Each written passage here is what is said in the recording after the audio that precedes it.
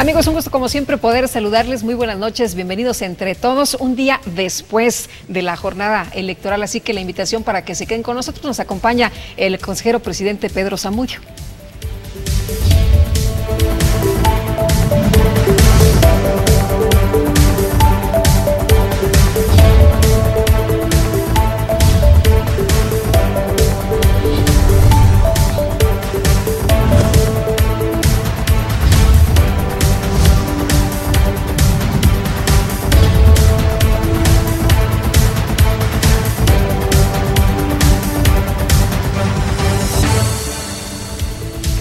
Pedro, ¿cómo estás? Bienvenido, muy buenas noches. Buenas noches, Lupita, y buenas noches a tu audiencia. Oye, pues uno de los puntos importantes era platicar contigo, hacer precisamente pues este ejercicio de conocer de viva voz del consejero presidente del Instituto Electoral del Estado de México, cómo les fue, cuál es el balance. Bien, Lupita, el balance es positivo para el Instituto Electoral del Estado de México. Fueron 9 meses de trabajo de preparación de la jornada electoral que se concentra en unas horas, menos de un día, desde las 7:30 de la mañana que inició la instalación de las casillas hacia las 18 horas que fue cuando cerró la votación en la amplia mayoría de ellas.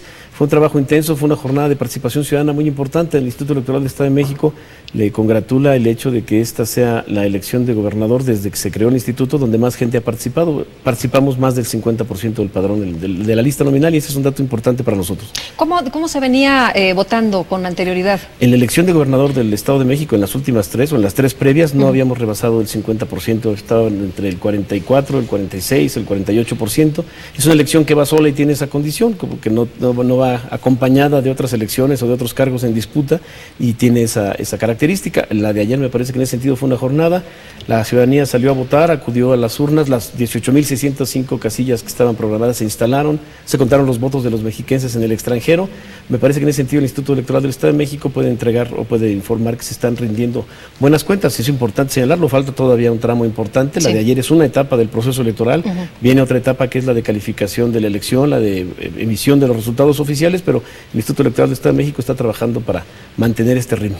Hace unos días platicaba contigo y te preguntaba sobre focos rojos, me decías que todo estaba pues tranquilo, que los reportes eran en calma, una jornada que transcurrió en calma el día de ayer. ¿Saldo blanco? Estrictamente, hubo incidentes de violencia menores, déjame decirlo, en 12 casillas se suspendió temporalmente la votación. Hay un reporte, yo no lo tengo confirmado oficialmente, pero lo debo reconocer que sí lo hubo, un reporte de la agresión a unas personas al interior de la casilla, unos sujetos que entraron, hicieron desmanes, tiraron las papelerías, pero no se llevaron nada. Entonces afortunadamente incluso esa casilla... Que llegaron a amedrentar, ¿no? Así es. Incluso con armas, me parece. Eso es lo que dicen los reportes, pero la casilla suspendió la votación temporalmente y luego reanudó la votación, y ese paquete está resguardado en una de las juntas de Ecatepec. Entonces creo que en ese sentido la idea que teníamos de que no había una zona del estado donde no pudieran realizarse las elecciones se confirma. En todo el Estado de México se instalaron todas las casillas necesarias, los paquetes regresaron prácticamente todos, nos faltó un paquete, ya habían terminado de hacer el recuento y de emitido las actas y apegado el cartel afuera de la casilla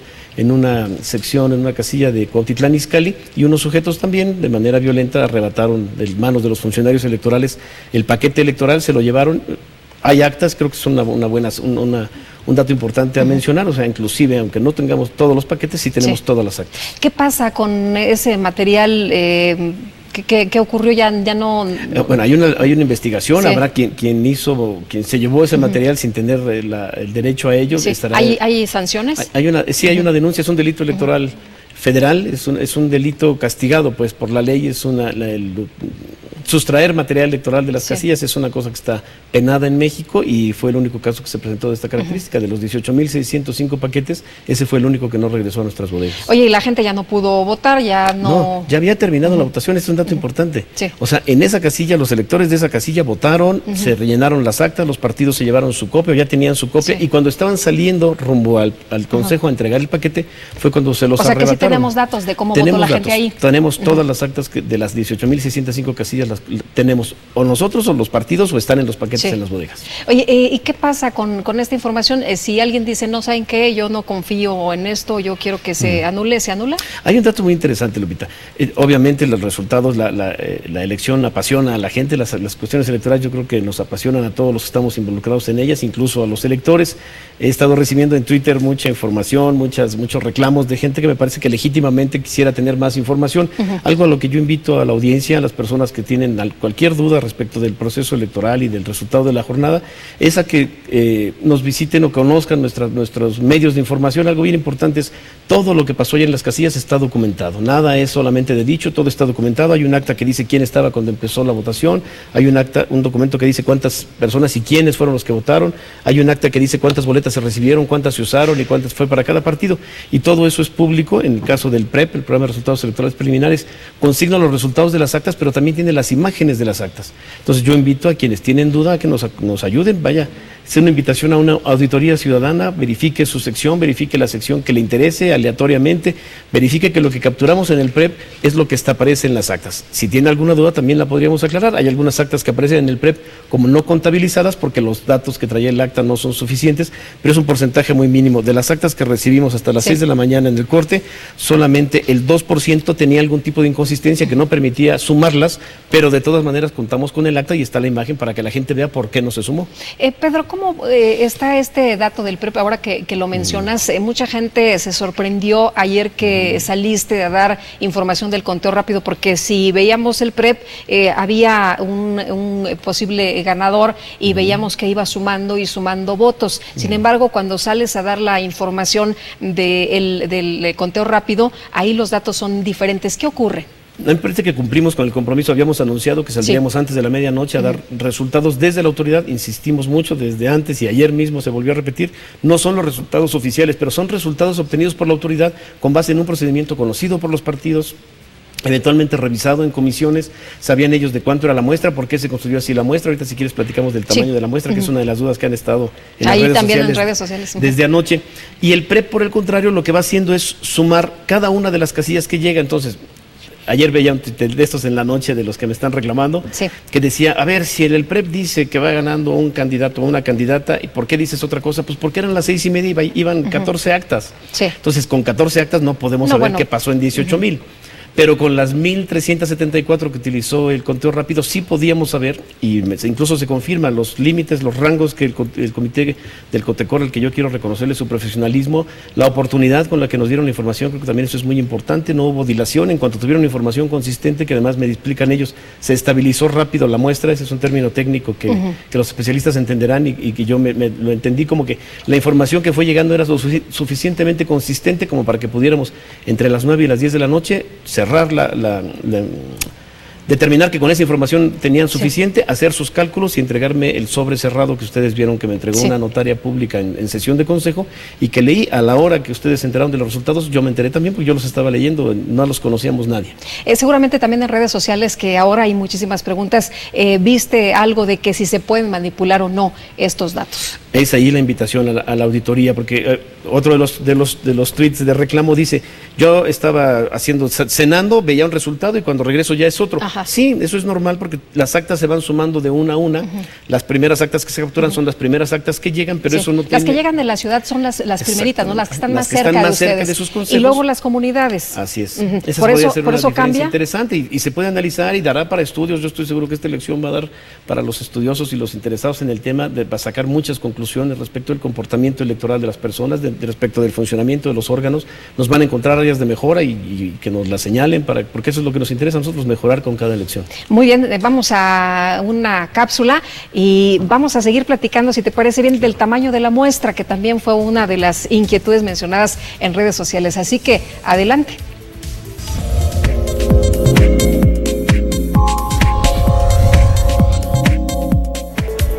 El Instituto Electoral del Estado de México realizó la jornada electoral del domingo 4 de junio, donde los mexiquenses tuvieron la oportunidad de ejercer su voto y de elegir a quien habrá de gobernar en el Estado de México los próximos 6 años. Con ello, el IEM cumple con una de sus principales actividades, la de organizar, desarrollar y vigilar los procesos electorales en la entidad, agradeciendo a los ciudadanos por su participación. El próximo paso será realizar la sesión de Consejo General, donde habrá de efectuar el escrutinio y cómputo final de la elección. El Instituto Electoral del Estado de México, en el marco de la jornada electoral del 4 de junio, llevó a cabo la Consulta Infantil y Juvenil 2017, con el fin de construir una ciudadanía interesada en los asuntos públicos y sentar nuevas bases que coadyuven a fortalecer nuestro régimen democrático hacia el futuro. Para ello, diseñó una plataforma digital en la página electrónica del IEM. La consulta permitió identificar percepciones, aptitudes, opiniones y necesidades que tienen las niñas, niños y adolescentes sobre su entorno. El Instituto Electoral del Estado de México publicó las convocatorias para ingresar a la 9ª generación de la maestría en Derecho Electoral y a la 7ª generación de la maestría en Administración Electoral 2017-2019, que se impartirán por un claustro docente de alto nivel en el Centro de Formación y Documentación Electoral del IEM.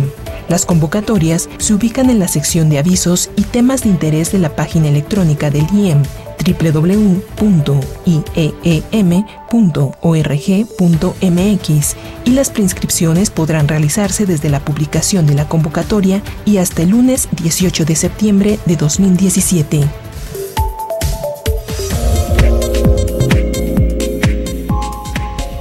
Amigos, tenemos que hacer una pausa, pero regresamos de inmediato a la invitación para que se queden con nosotros y les quiero recordar que ahí nos tienen a la mano en sus redes sociales.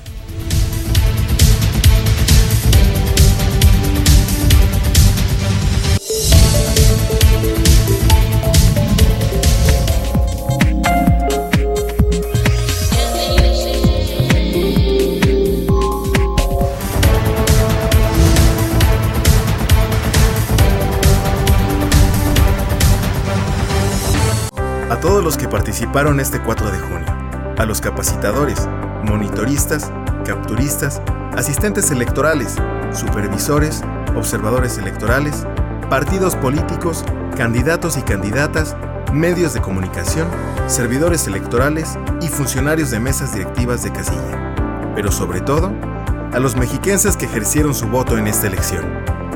Gracias por darle valor. IEM, Instituto Electoral del Estado de México.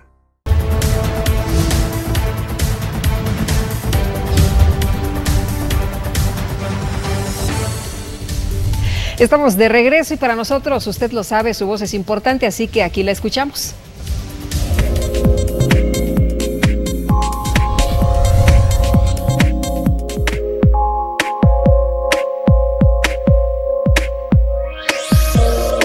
Hay que estar informados de los candidatos, de las propuestas y pues es muy importante sobre todo asistir el día de la votación, que no nos quedemos sin ir a votar.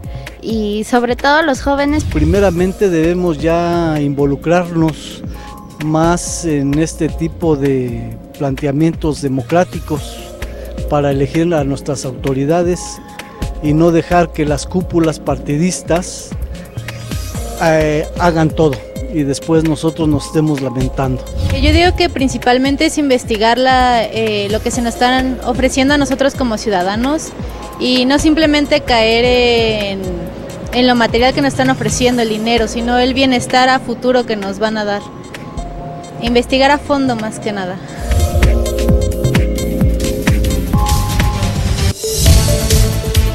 Bueno, para nosotros ya escuchó usted la voz de los ciudadanos que hablan precisamente de cómo hacer para que pues la gente salga a votar. Y tú justamente, Pedro, nos hablabas de la participación ciudadana, que es muy importante justo en esta jornada electoral del día de ayer. Me gustaría preguntarte, en el padrón hablabas de 11 millones de electores. 11.3 millones de electores estábamos en la lista nominal que se utilizó ayer. ¿Y cuántos votaron, cuántos sí ejercieron su voto? El corte en el PREP, todavía no tenemos cifras definitivas, que te decías, hay 2.2% de las actas que no han sido contabilizadas en el PREP, pero el último corte que le entregamos al Consejo General en la sesión que terminó a las 6 de la mañana de hoy, nos daba un total de votación computada en el PREP de 5.600.000 electores. Entonces, por eso es que sabemos que votamos más de la mitad de la lista nominal. Esta cifra se ajustará cuando ya tengamos todas las actas recontadas. Hay un 2% de actas que no entraron al PREP por las diferentes circunstancias que te platico, les falta algún dato, no son identificables, y hay otras actas que no llegaron por fuera, la gente metió todo en el paquete y el paquete está guardado y sabremos hasta el miércoles. Entonces, después del miércoles sabremos efectivamente cuánto fue la votación, pero este dato del 52% seguramente subirá a 53 o algo muy cerca de ahí. Platícanos, ¿qué va a ocurrir el miércoles? ¿Por qué es tan importante? Es muy importante. La jornada electoral es una etapa del proceso proceso electoral. Sigue otra etapa muy importante también, que es la de los cómputos distritales, esto es la declaración de validez de las elecciones, la revisión formal y oficial de los votos. El procedimiento es muy sencillo, aunque es laborioso. Nuestros consejos distritales tienen los paquetes resguardados en sus bodegas. Ayer llegaron en desorden, pero teníamos un anaquel para cada uno identificado, ya los tenemos en ese orden, y el día de mañana, bueno, de hecho el martes se va a realizar una sesión de trabajo muy interesante en cada consejo distrital, donde se va a identificar con los datos que tenemos, con lo que indican los paquetes, cómo llegaron, si llegó con alguna señal de alteración, si llegó sellado o no llegó sellado. Toda esa información la tienen nuestros consejos distritales, y el día de mañana tendrá una reunión de trabajo con los propios representantes del partido, donde se pondrán de acuerdo en qué es lo que identifican, cuáles son los paquetes que se van a tener que recontar. Esto es muy importante. Independientemente del resultado de la elección, el Código Electoral del Estado de México señala algunas condiciones para que un paquete se recuente. ¿A qué voy? Independientemente de la diferencia en que haya entre el primer y segundo lugar, si el paquete del que estamos hablando, en ese paquete la cantidad de votos nulos es mayor que la diferencia entre el primer y segundo lugar, en ese paquete se tiene que recontar completo. Es una medida de certeza, herencia del 2006, por supuesto, que nos da a todos la garantía de que los votos están bien clasificados, de que los votos nulos sí son nulos, de que los votos válidos sí son válidos, y nos va a permitir ir aclarando la situación de cada uno de los paquetes. Otra causa por la que se tiene que recontar un paquete, si no llegó el acta, si no hay acta por fuera y al abrirlo tampoco hay acta por dentro, ahí está todo el material, se puede volver a contar y se genera un acta específica de ese acto de recuento. Eso lo van a ir haciendo en nuestros consejos distritales el miércoles a partir de las 8 de la mañana, después de la reunión del martes, en la que se pongan de acuerdo de más o menos qué es lo que prevén que van a tener que hacer. Si hiciera falta, podrían prever incluso recontar todos los paquetes, cada uno por su causa específica, y eso va a quedar documentado en la minuta de la reunión de trabajo del martes. El miércoles a las 8 de la mañana inicia una sesión que no se puede interrumpir. Es una característica de la sesión de cómputo distrital o de cualquier sesión de cómputo en México. Son sesiones ininterrumpidas que se deben realizar paso a paso, paquete por paquete, literalmente. Nuestros consejos distritales van a sumar las actas si no tienen ningún problema, o a recontar los paquetes para sumar esos resultados de los que recibieron. Nuestros consejos distritales tienen entre 350 y 520 paquetes. Entonces va a depender de las condiciones de cada paquete, de los resultados de cada casilla y de la cantidad de paquetes que tienen que recontar. Todos nuestros consejos distritales previeron ya qué van a necesitar para hacer esta sesión de cómputo. Entonces va a empezar el miércoles en la mañana, a las 8 de la mañana, y de a uno a uno se van a ir registrando los resultados oficiales, ahora sí, eso los oficializa, de cada uno de los paquetes electorales, y al final de esa sesión, que puede ser el propio miércoles o en la madrugada del jueves o a mediodía del jueves, el único plazo que tenemos una vez iniciada es que tiene que ser antes del domingo siguiente. Es un tiempo muy suficiente para recontar 400, 500 paquetes, incluso si hiciera falta recontarlos todos. Hay una estrategia específica. Si de la reunión del martes identifica que hay que recontar muchos paquetes, se organizan grupos de trabajo. Es una cuestión que está conocida por los partidos, documentada y que tiene un lineamiento específico. Cuando cada consejo distrital termine su cómputo distrital, emitirá un acta de cómputo distrital, y a cada partido, igual que en la casilla, a cada partido se le entrega una copia, y ya con esos resultados oficiales, quien esté inconforme con lo que pasó en esos cómputos distritales, o lo que pasó en las casillas ya oficializadas por el cómputo distrital, podrá acudir a los tribunales e iniciar la cadena impugnativa. Yo quiero reconocer y señalar, Lupita, que desde anoche, en la propia sesión del Consejo, los partidos políticos manifestaron esta disposición a esperar resultados oficiales y acudir a las vías jurisdiccionales. El desarrollo electoral en México ha tenido muchas etapas, y me parece que y muchas mejoras a partir. De hecho, todos los candidatos han mencionado que ellos van a esperar precisamente el conteo, la información oficial del miércoles. A mí me parece una actitud muy prudente, de madurez política y sobre todo de confianza a la ciudadanía, que nadie se intranquilice, que nadie se preocupe. Los resultados oficiales todavía son revisables. ¿A qué voy que son revisables? No que los declaren inválidos en automático el tribunal por solicitud de algún partido, pero si la casilla estuvo mal instalada, esos resultados son revisables y el tribunal podría anular los resultados de algunas casillas que tuvieron algún problema. Hay quien dice que en México los tribunales o las elecciones se deciden en los tribunales. Yo soy de una idea contraria. Yo soy de la idea de que con este desarrollo del sistema de medios de impugnación, lo que pasa es que los tribunales pueden depurar aquellos vicios que pudiera tener la votación, para que todos estemos seguros de que fue solo la voluntad ciudadana formal y cumpliendo con la norma la que designa a quienes van a ejercer el gobierno. Entonces, el miércoles ustedes revisan toda la información, le dicen a los partidos, ¿saben qué? De manera oficial, aquí tenemos que ganó tal Aquí aparecen 45 resultados distritales, pero como los partidos tendrán derecho eventualmente a impugnar esos resultados, el Consejo General del IEM tiene que esperar a que esos cómputos distritales, digamos, terminen su ciclo ante los tribunales. Esto nos va a llevar algunas semanas. Tenemos que determinar en el mes de agosto, a más tardar, quién es el gobernador o la gobernadora electa formalmente en el Estado de México, y tendremos que esperar a que estos cómputos oficiales pasen por su eventual ciclo por las instancias jurisdiccionales.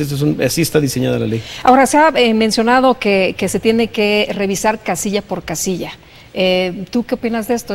Está en la ley. Si hiciera falta, si hay condiciones, si hay causales de recuento, lo vamos a hacer. Independiente. Eso lo quiero aclarar. No es porque un partido lo solicite, es porque la propia ley señala condiciones. Si el paquete está alterado, si se llenó en la casilla, se firmó, se selló, y lo que llegó al cómputo distrital porque se les cayó en el camino, porque se maltrató, ya no está intacto, ese paquete se tiene que recontar por ley. Si la diferencia entre votos nulos, la diferencia entre los votos nulos de esa casilla y entre primer y segundo lugar de esa misma casilla es mayor, se tiene que recontar ese paquete.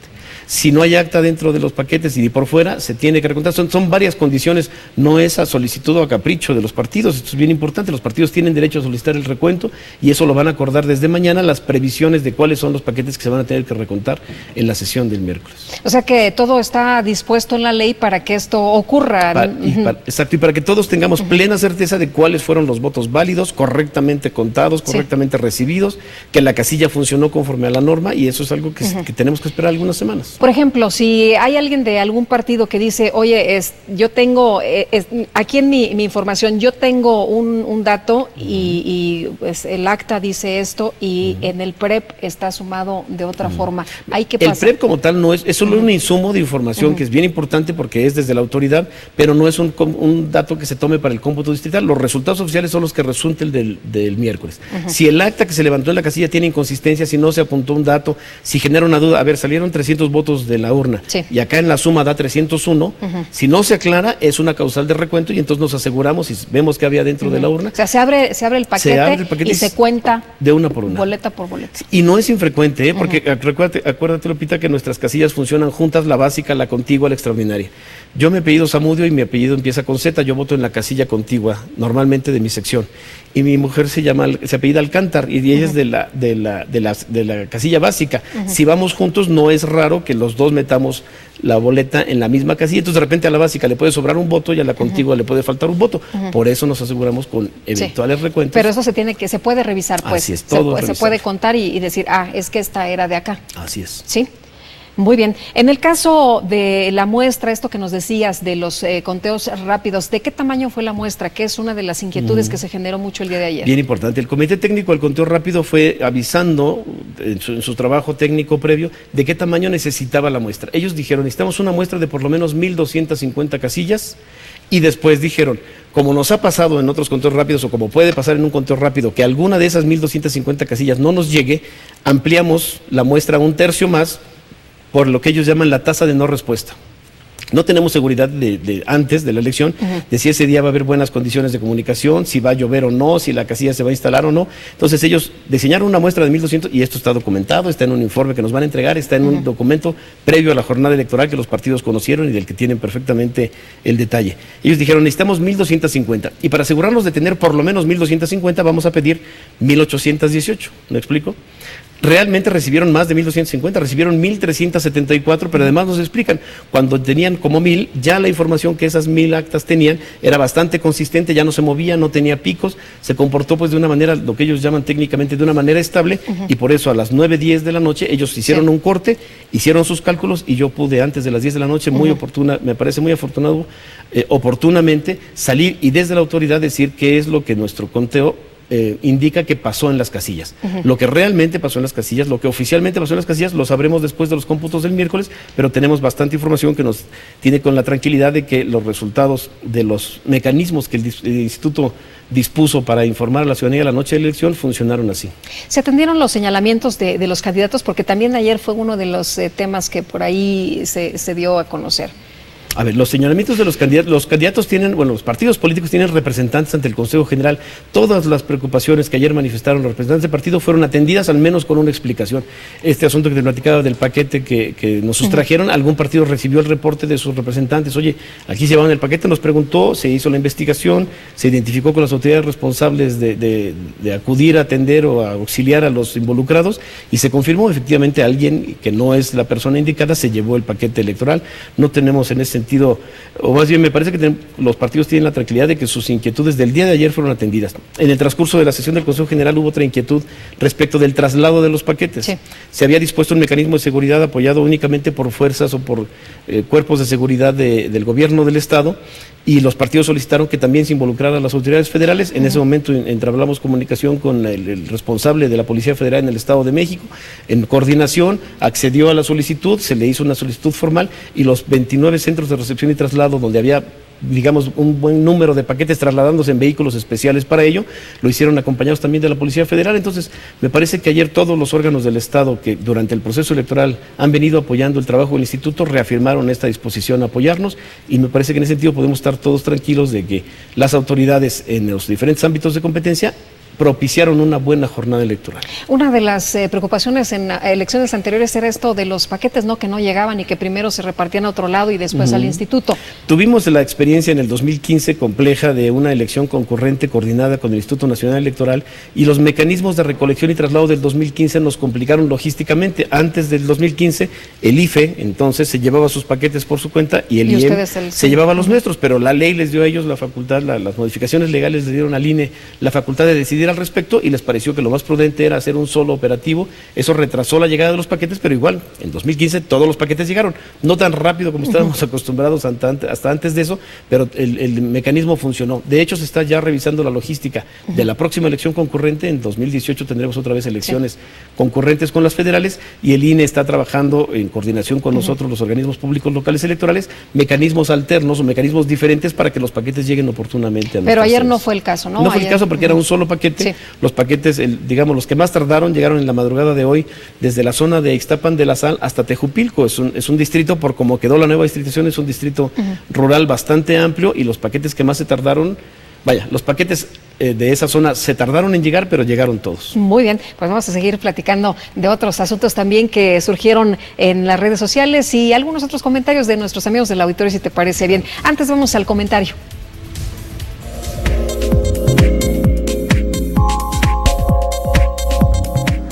Bueno, pues en realidad, digamos, hablar de la democracia en México es complicado, porque yo creo que son distintos factores que están hoy en juego. Uno de ellos importante es el tema de la representación. Hay una crisis de representación muy importante. Los partidos políticos están cada vez más alejados, digamos, de la ciudadanía, y los partidos políticos, prácticamente todo el espectro de los partidos que tiene hoy México, los ciudadanos cada vez creen menos en los partidos políticos, que son la estructura básica, digamos, de la representación y de la intermediación entre sociedad y Estado. Y también creo, de alguna forma, que toda la estructura institucional que tiene que ver con la democracia representativa, con la democracia electoral, está también, digamos, pasando un mal momento frente a la ciudadanía. La credibilidad, la confianza de la ciudadanía en las instituciones como el INE o como los distintos institutos electorales de los estados, los tribunales electorales, es baja, ¿no? Porque pues quizá no han hecho su trabajo adecuadamente y no han sabido regular, digamos, en los últimos años la lucha por el poder y las competencias electorales de manera apropiada. Pero a eso también hay que añadirle, no solamente, digamos, si la democracia no solo tendría que ver con la parte electoral, sino habría que añadirle también otros factores, quizá igualmente importantes, como por ejemplo el tema de los derechos sociales y los derechos económicos, esto es, las condiciones de vida de importantes segmentos de la población mexicana son condiciones de vida muy precarias, y en buena medida es porque el Estado mexicano no ha avanzado en la construcción de una estructura que permita proteger y garantizar el ejercicio de este tipo de derechos sociales y económicos, y sin duda ese es un componente también que afecta el funcionamiento de la democracia en nuestro país. Hacemos una pausa, pero regresamos de inmediato a la invitación para que continúe con nosotros, porque esto es Entre Todos.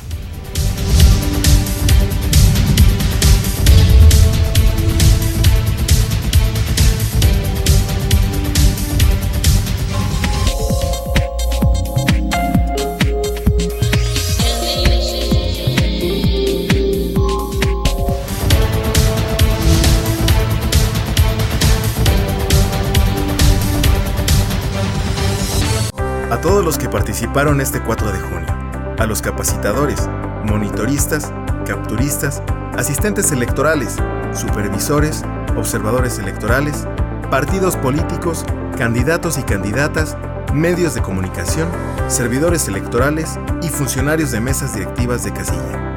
Pero sobre todo, a los mexiquenses que ejercieron su voto en esta elección. Gracias por darle valor. IEM, Instituto Electoral del Estado de México.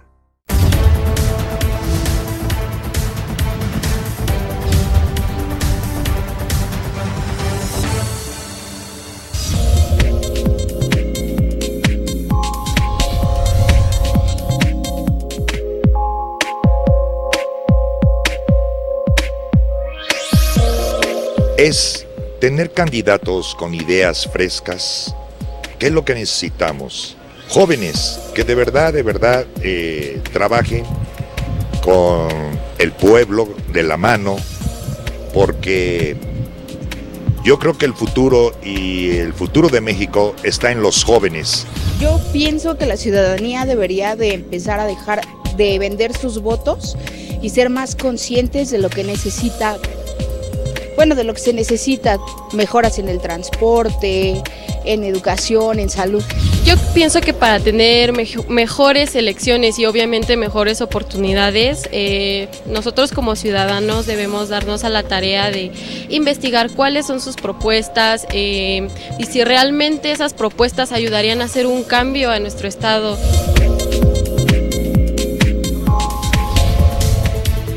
Muchas gracias a usted que participa con nosotros con su voz, porque eso enriquece sin duda este espacio. Pedro, quisiera preguntarte, ¿cerró el PREP a las 6 de la tarde? ¿Ya se termina? Así estuvo, estaba diseñado así. El PREP iba a funcionar desde las 6 de la tarde del día de elección hasta las 6 de la tarde del día siguiente, y a las 6, hoy a las 18 horas concluimos. La información que está ahí es la información que generó el PREP. Bien importante, es información preliminar, nos da indicativos, no es información oficial, nadie se puede quejar de que el PREP dice una cosa mal dicha.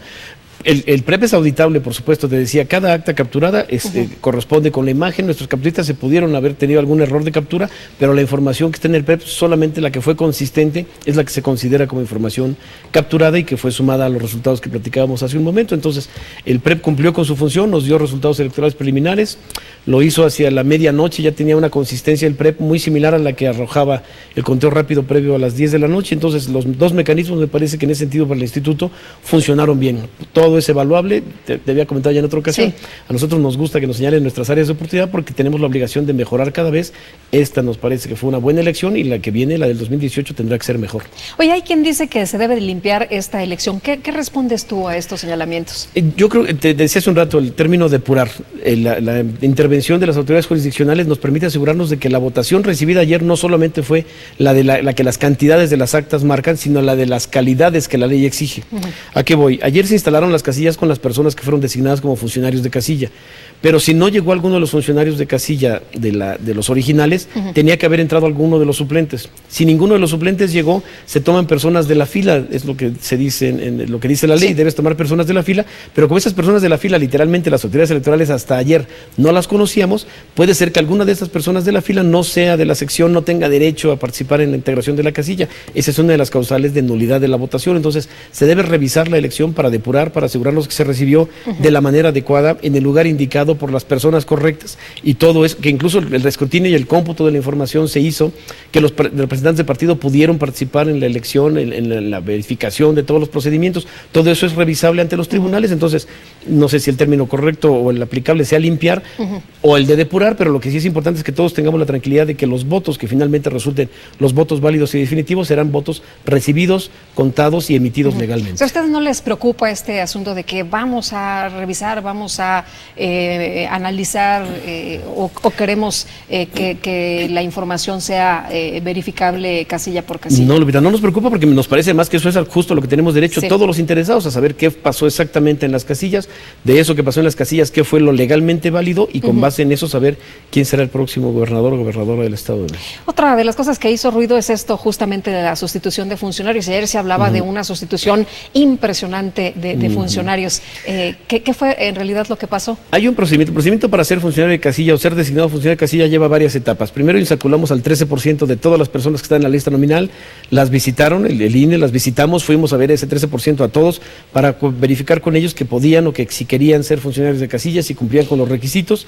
Se tuvo una segunda lista de ciudadanos aptos, de ahí se designó a quienes iban a ser presidente, secretario, escrutadores y suplentes de su mesa directiva de casilla, y entonces empieza la entrega de nombramientos. Con la entrega de nombramientos, hasta antes de eso, la gente nada más tenía la idea de que podía ser funcionario de casilla.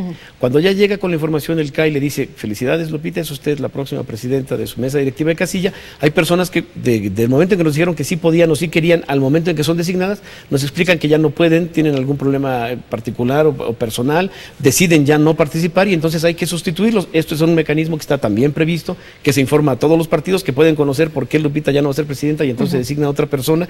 Esas sustituciones son previas a la jornada electoral y sí puede haber un número importante, eso no lo niego, pero lo importante es que sea antes de la jornada para que entonces se designe a otra persona para ese cargo. Esto no debe generar ninguna sospecha de que ya no fueron los funcionarios que estaban preparados, se impusieron a otros. Me parece que no, porque otra vez, si antes de la jornada alguien nos dice yo ya no, entonces le sustituimos por alguien y capacitamos a ese que lo sustituye.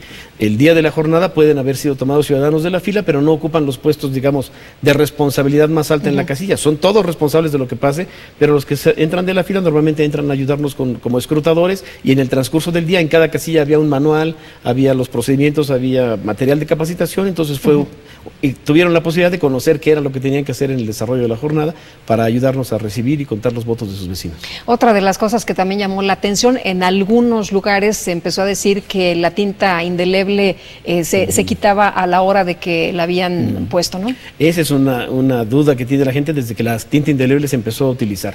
La tinta indeleble no es como tal una tinta, no es como tu pluma o como un plumón, es un químico que reacciona con nuestra piel y las pieles reaccionan de manera diferente. Yo veo tu dedo y todavía tienes la más tinta, de 24 horas. Entonces, nuestro cuerpo reacciona químicamente diferente, hasta por el pH tiene que ver. Entonces, la tinta no es para marcarnos, no es para como una cosa que sea, digamos, o peyorativa o onerosa de ya no puedes volver a votar. Me parece que es un símbolo de orgullo y cada piel reacciona diferente. La tinta indeleble que utilizamos en las casillas es la misma que se ha utilizado siempre, la produce el Politécnico Nacional y tenemos previsto además un mecanismo para que la utilizada en las casillas sea recogida una muestra y sea analizada por otra institución de educación superior para garantizarnos que la que pedimos fue la que obtuvimos, que fue la que usamos y eso lo va a garantizar un estudio específico. Es decir, que no nada más se queda ahí en el que ya la desechamos el día de la votación, sino que se hace un muestreo al azar. Se hace un muestreo al azar para verificar la calidad y además se tiene que desactivar. Es un químico con una reacción bastante potente, no sé si la gente lo percibió, pero incluso te la ponen, tiene un olor característico, es una sustancia que penetra incluso varias capas de la piel. Yo recuerdo desde que se empezó a utilizar que hubo quien intentando demostrar que se podía quitar, se puso cloro, se talló con una lija, se acabó hasta dañando la piel del dedo, pero no se quita la tinta. Pinta de manera, con intensidades diferentes en cada persona, pero no se quita. Es decir, que hay a lo mejor algún testimonio, pero simplemente se hizo un poco más débil, pero no se quitó. Así es. Eso fue todo. Así es. Oye, y bueno, en el caso de los funcionarios que estuvieron ahí, los observadores, son observadores de partidos políticos, pero también, los representantes de los partidos políticos, pero también hubo observadores que se acreditaron de manera previa. ¿Qué pasó? ¿Qué información tuvieron ustedes? Todavía no nos entregan su informe. Los observadores electorales acreditados por la línea tienen la posibilidad de entregar un informe que será recibido por las autoridades y eventualmente utilizado en la evaluación del proceso. Es bien importante, los datos que los observadores proporcionan en las elecciones en México no son vinculantes jurídicamente, pero sí son útiles para la autoridad para identificar lo que te decía hace un rato, áreas de mejora. El observador electoral es alguien ajeno, no le interesa quién gane o quién pierda, lo que le interesa es atestiguar o acudir a verificar que todo lo que pasa en el proceso electoral, porque los observadores no solo revisan o no solo acuden el día de la elección, los observadores lo pueden ser desde que son acreditados, las actividades previas, la entrega de la documentación, la elaboración de la documentación, información. Cuando estuvimos armando los paquetes electorales, los paquetes de material que íbamos a mandar a las casillas, yo recuerdo haber recibido a un señor de Metepec ahí en las oficinas, sí. Estaba yo en la bodega casualmente y llegó a observar cómo estábamos haciendo. Entonces, ese es el papel del observador, es un testigo ciudadano, digámoslo así. Sí. Cada uno puede tener o no sus intereses particulares, pero su misión de observar debe ser imparcial. Y eventualmente entregarán informes a las autoridades, puede ser al INE, puede ser a nosotros. Esos informes nos servirán para identificar qué fue lo que vio alguien externo o ajeno. No tienen vinculación con el proceso, o sea, no son jurídicamente válidos como testimonios, pero sí es información que nos es muy útil, y yo quiero agradecer, reconocer a esos más de 2,000 personas que en el Estado de México solicitaron su acreditación y la obtuvieron, y espero que la hayan usado ayer. Muy bien, pues vamos ahora a hablar de cultura y regresamos.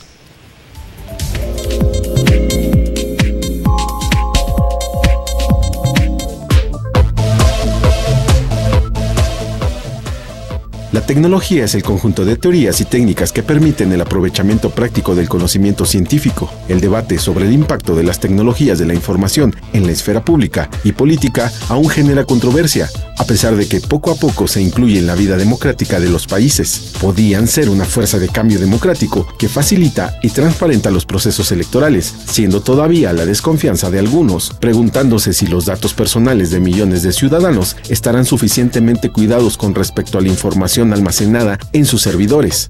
Es responsabilidad y tarea de las autoridades correspondientes dejar en claro los procedimientos a seguir para que la ciudadanía quede conforme. Desde luego, adoptar estas herramientas puede influir en el sentido contrario de las ideas democráticas, porque dependen mucho más de los valores políticos de un determinado país o contexto social que de las herramientas tecnológicas en sí. Es decir, el uso de las tecnologías de la información, en última instancia, es un reflejo de los valores y aspiraciones políticas y morales, sobre todo desde que hace algunos años se comenzó a recetar tecnología para prácticamente cualquier mal democrático. En el Estado de México se ha trabajado en materia de tecnología y se implementaron mecanismos para garantizar y transparentar sus procesos. Prueba de ello es el Programa de Resultados Electorales Preliminares, PREP, certificado bajo la norma ISO 27001-2013 del Instituto Electoral del Estado de México, que nos muestra que la tecnología sirve y ayuda a la democracia. Tenemos que acercar la tecnología entre todos.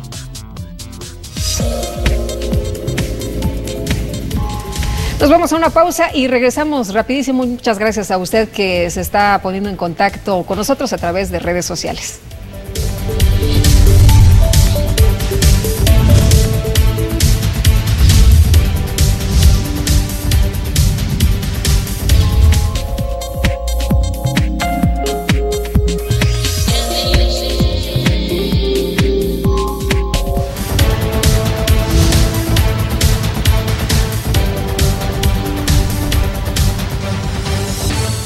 A todos los que participaron este 4 de junio, a los capacitadores, monitoristas, capturistas, asistentes electorales, supervisores, observadores electorales, partidos políticos, candidatos y candidatas, medios de comunicación, servidores electorales y funcionarios de mesas directivas de casilla. Pero sobre todo, a los mexiquenses que ejercieron su voto en esta elección.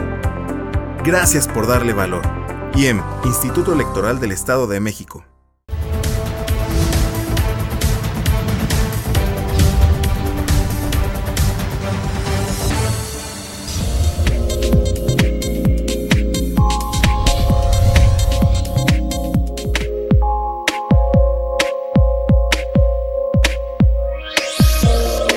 Conocer bien a los candidatos, conocer sus propuestas, conocer su aportación hacia toda la población, hacia el Estado de México en cuanto a infraestructura, servicios, y eso es lo primero que debe de saber pues la gente, conocer a sus candidatos. La ciudadanía debe de enterarse primero por quién va a votar. No debe de votar nada más así a la voz de ahí se va, sino que se debe de informar acerca de cada personaje que va, que es seleccionado para tomar ese cargo. Como tal, el voto sea porque tú lo eliges, no porque te lo están comprando por una tarjeta que te va a dar 2,000 pesos cada 20, 30 días, pues no tiene chiste, realmente.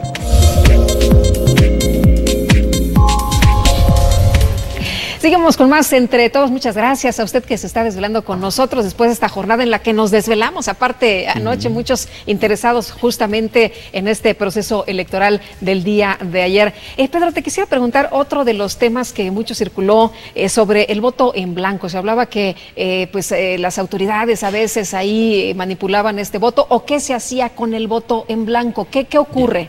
En diversas legislaciones de otros países existe la categoría del voto en blanco. La gente decide dejar en blanco su boleta y eso tiene una categorización especial. En México solamente tenemos, una vez que las boletas salen de la urna, solamente pueden ser un voto válido o un voto nulo. No hay más categorías. Si la persona marcó una sola opción de las que estaban en la boleta, ese voto es válido. Si marcó dos o más que no estaban en coalición, es nulo. Si no marcó ninguna, es nulo. Si marcó todas, es nulo. Si aprovechó la boleta para decirnos groserías a todos los que la vamos a leer, también es nulo. Sí. Algo bien importante, los votos se cuentan en las casillas en presencia de los representantes de partido. Lo cuentan los funcionarios en presencia de los representantes están de partido. Todos ahí los partidos políticos. En ese momento no hay eventualmente duda, nadie se los lleva aparte a otro lado y luego regresa y dice, mira, esto fue lo que pasó. Los votos se cuentan lo comento porque en otras legislaciones de otros países está previsto que a la hora de contar todo el mundo se sale y nada más se quedan los funcionarios. En México así no funciona. ¿No se destruyen? No, ahorita están todos en las bodegas y se destruyen hasta que el proceso termina. Sí, porque tener las bodegas, entenderás que sería muy poco práctico tener las bodegas llenas con las papelería de la elección anterior, pero hasta que el proceso electoral no termina, todos esos paquetes, y es una obligación del Instituto Electoral del Estado de México, mantener su custodia, su resguardo para ello. Ahorita están en nuestros consejos distritales, en bodegas que tienen cerraduras, que tienen candados especiales, o sea, no hay que manera tienen de cámaras de manipular. seguridad. En este momento me parece que todo el mundo debe tener la tranquilidad de que lo que resulte de los cómputos distritales será público, será a la vista de todos y podremos revisar. Entiendo que la gente tenga dudas, eso es natural, normal. Lo que yo debo garantizarles es que el Instituto Electoral del Estado de México tiene procedimientos que los partidos políticos han exigido en el desarrollo del sistema electoral mexicano, tener todas las posibilidades de asegurarse de que lo que pasó en las casillas sea respetado en las diferentes etapas de culminación del proceso, digamos. Uno de los aspectos diferentes que tuvimos en este proceso fue por primera vez el voto de los mexiquenses en el extranjero.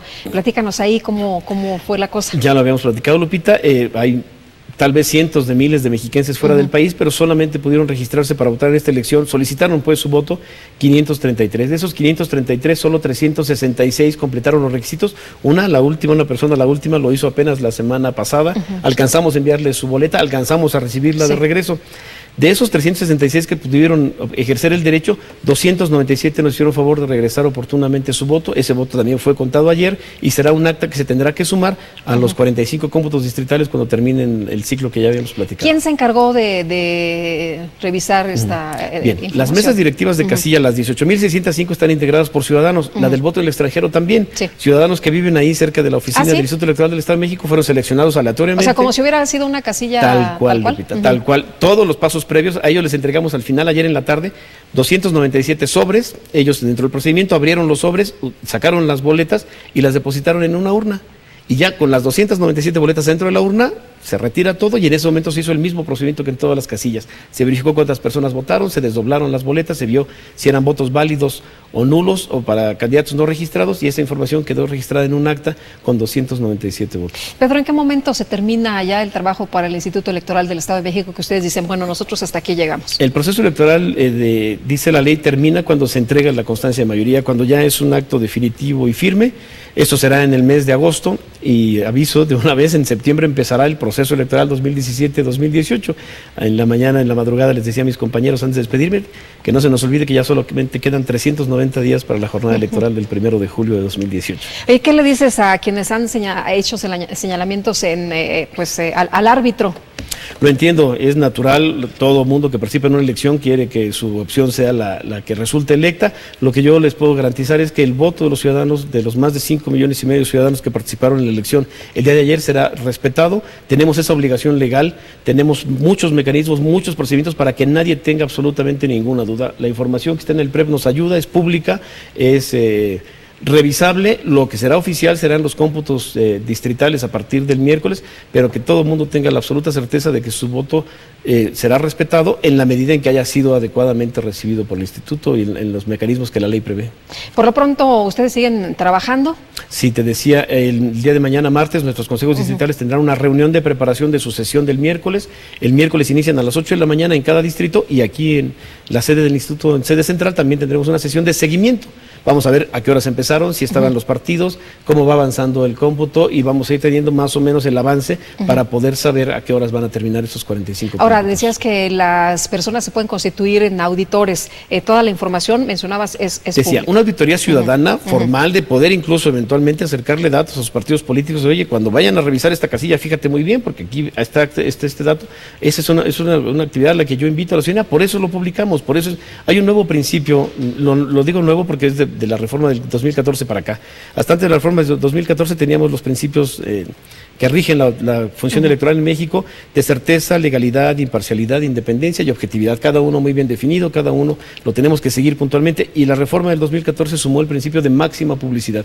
Todo lo que hacemos debe ser conocido por todos los interesados, por eso están las actas publicadas, por eso publicaremos hoy un informe de cómo se hizo el conteo rápido, la gente sabrá con qué casillas se contó, los resultados de casillas serían verificables contra el PRE. A ver, el conteo rápido le llegaron estos resultados, voy a ver el acta del PRE para ver si sí fueron los mismos resultados, todo eso es auditable y te insisto, nos ayuda a mejorar. Muy bien, Pedro, muchas gracias como siempre por Gracias, haber platicado Filomena. con nosotros esta noche. Buenas noches. Buenas noches y muchas gracias también a usted por habernos acompañado. Le deseo que tenga una muy buena semana. Nos vemos la próxima. Que la pasen todos muy bien.